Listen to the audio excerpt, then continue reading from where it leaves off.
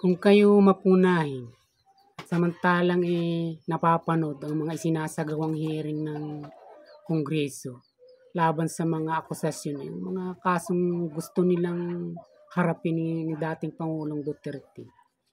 Mapapansin ninyo na lahat ng mga ginagawa nila, ibumabalik sa kanila. Sumisipa sa kanila yung kanilang ginagawang ito.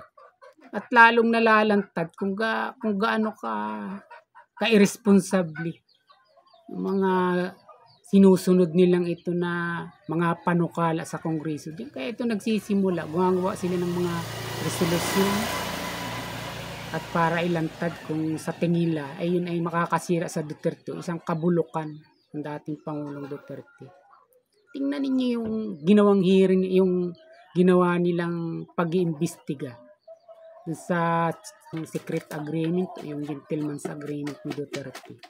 Nung magtungaw mga congressman na ito sa Zambales, 2 bisis tinanong ito ni Congressman Bini Atras-Abante dun sa mangingisda. Kung inisa-isa kaya nila na pinahintulutang magpahayag ng mga nagiging karanasan ng mga mangingisdang ito o yung pangharas na ginagawa sa kanila ng mga Chinese pag sila nagtutungo roon.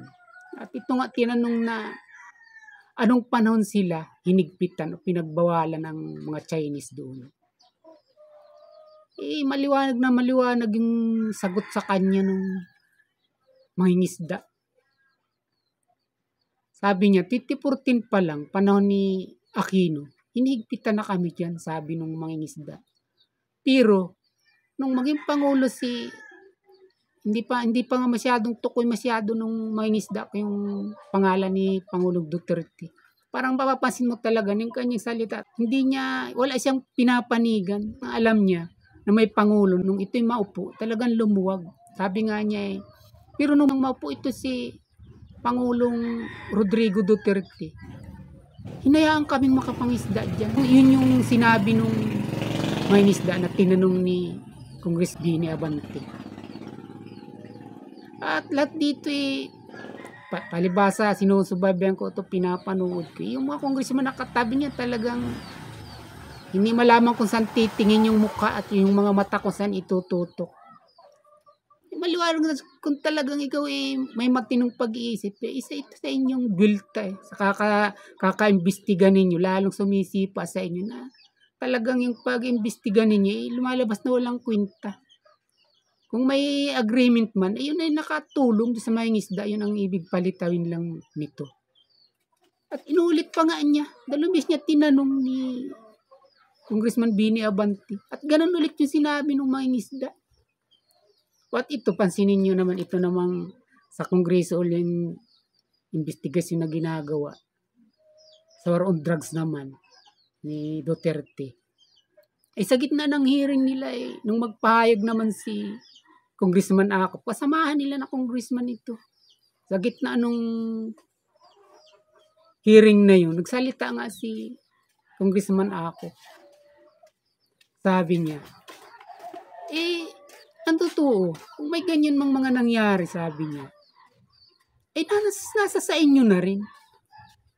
Nasa sa inyong mga bumuto. Dahil nung una pa man, sinabi na niya sa kampanya pa lang natatapusin niyang malalang droga sa bansa. Ibinuto ninyo. Ibig sabihin, sinasang-ayunan niyo siya na gawin yung kanyang mga pinapangako na yun sa kanyang kampanya. At makikita natin na ang mga bagay na ito ay sinuportahan. Lalo na ng malaking sektor ng ating lipunan. Kaya ito'y nagtuloy-tuloy at naganap kung mayroon ng mga pagpatay na nangyari. Ito yung mga barangay natin. Sila mismo ang nagpapahayag.